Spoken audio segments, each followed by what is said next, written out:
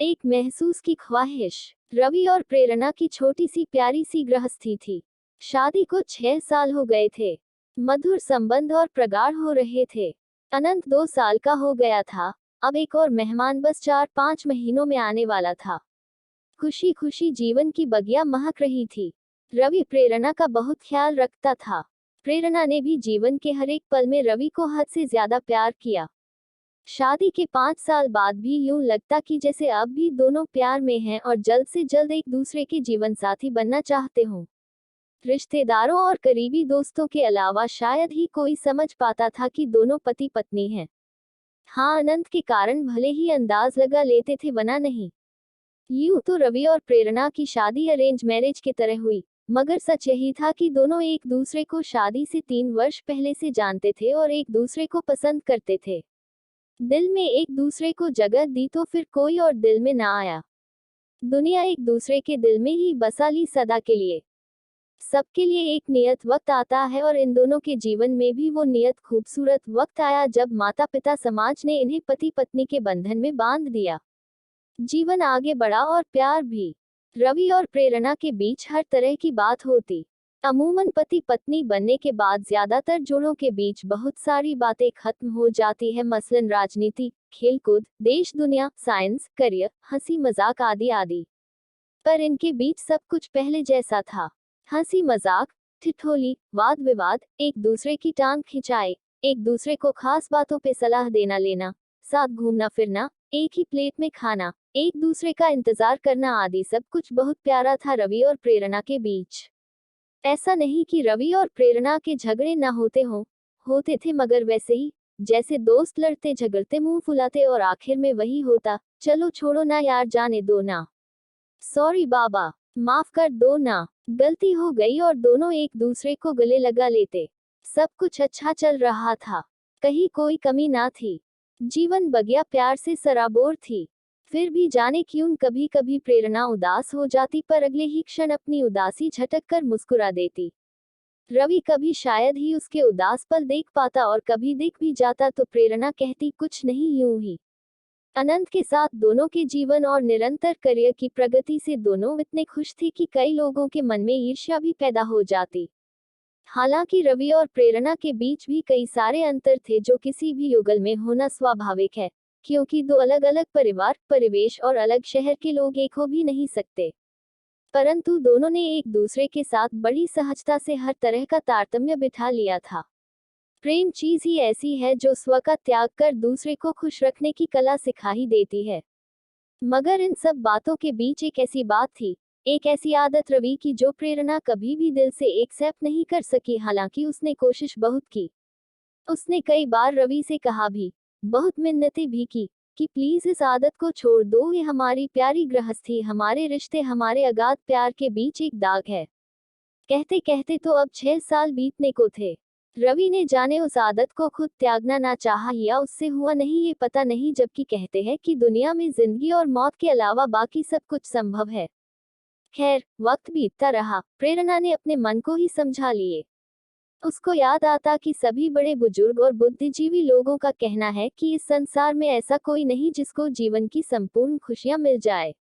महान पार्श्व गायिका लता जी के गीत सुन मन को बहला लेती, हर किसी को मुकम्मल जहां नहीं मिलता, कभी जमी तो कभी आसमां नहीं मिलता।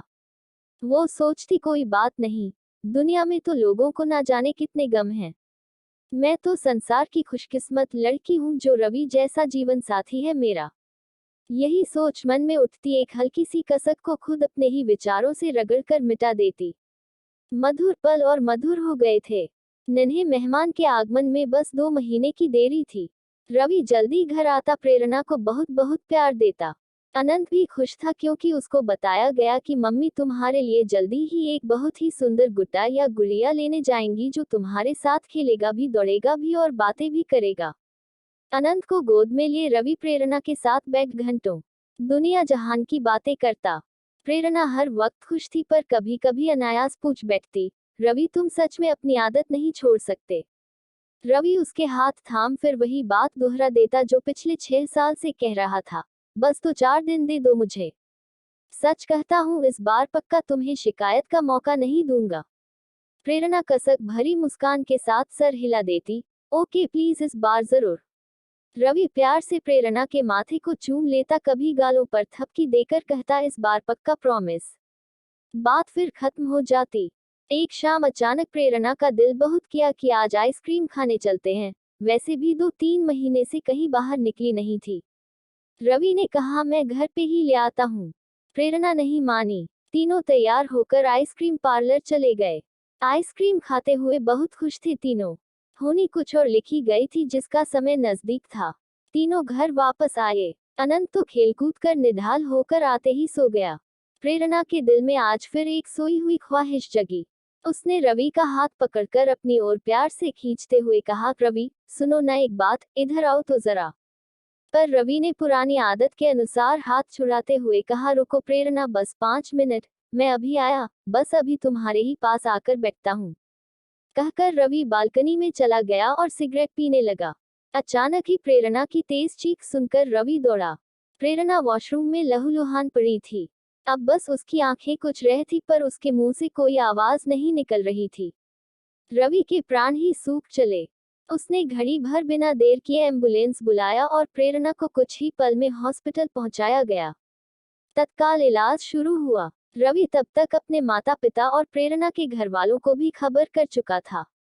सभी आ गए। सभी प्रेरणा के लिए चिंतित और दुखी थे।